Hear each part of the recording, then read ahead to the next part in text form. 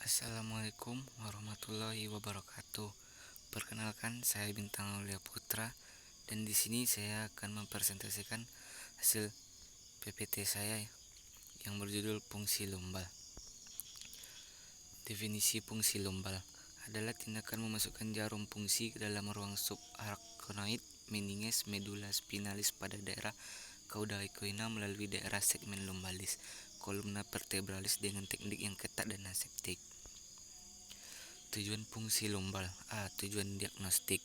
Mengambil cairan cerebrospinalis untuk pemeriksaan laboratorium, yaitu pemeriksaan kimia, sitologi, bakteriologi, dan neuropatologi. Mengukur tekanan cairan cerebrospinalis, mengetahui ada tidaknya sumbatan total atau sebagian dari aliran dinamis cairan cerebrospinalis yang disebabkan tumor atau kondisi patologis dari medula spinalis atau indeks Ayala dan Quincke test, memasukkan zat kontras atau agen radioaktif untuk visualisasi saraf sentral.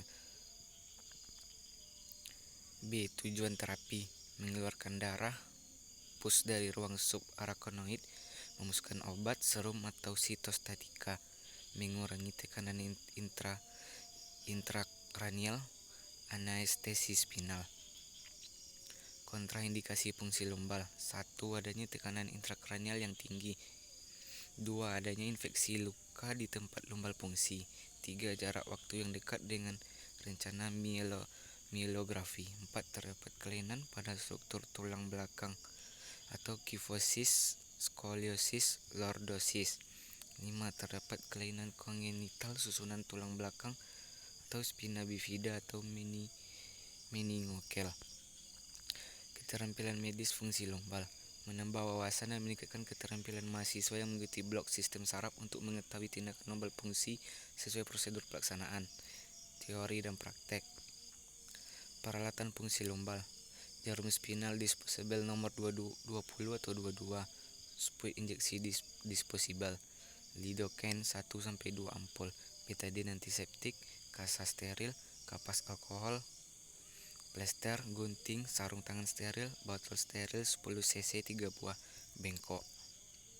Prosedur pelaksanaan fungsi lumbal: 1. Memberikan penjelasan kepada pasien atau tindakan yang dilakukan.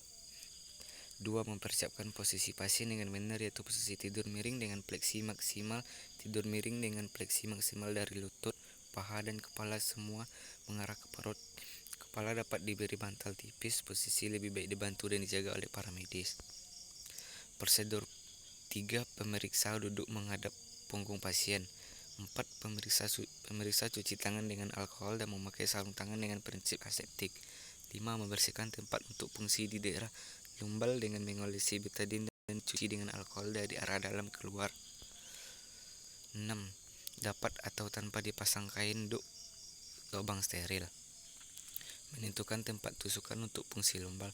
Tusukan dilakukan di daerah interspinal L3 atau L4 dengan cara menarik garis lurus antara dua sias dan perpotongannya dengan kolumna vertebralis. Dipilih yang paling longgar ruang interspinalnya dengan meraba tonjolan processus spinosus. 8. Memberi anestesi lokal pada tempat tusukan dengan suntikan lidocaine. Tusikan secara tegak lurus, kemudian disuntikan di bagian subkutan, intramuskuler dan juga intraspinalis dengan menggunakan spuit 3 cc. 9. Melakukan tusukan dengan jarum fungsi sampai pada tempatnya. Jarum fungsi dimasukkan pelan-pelan, diarahkan ke ruang subarachnoid. Pada waktu jarum menembus durometer terasa ada hambatan. 10. Mandrin dilepas dan cairan cerebrospinal akan keluar dan ditampung dalam 3 botol sesuai keperluan. Bila cairan tidak keluar, tusukan dapat diteruskan atau diulangi dengan merubah arah jarum fungsi. Jangan lupa mandrin dimasukkan terlebih dahulu. 11. Bekas tusukan diberi betadine dan ditutup dengan kasa steril dan diplester. 12. Mencabut jarum fungsi dengan benar. Setelah cukup pengambilan cairan cerebrospinalis, jarum fungsi dapat ditarik kembali dengan memasukkan mandrin terlebih dahulu. 13. Pasien tiduran kembali dengan posisi terlentang selama 30 menit. 14. Memberikan penjelasan kepada pasien agar tirah baring selama 15 jam untuk menghindari komplikasi. Sekian hasil presentasi saya, lebih dan kurang saya mohon maaf. Wabillahi taufik walhidayah. Wassalamualaikum warahmatullahi wabarakatuh.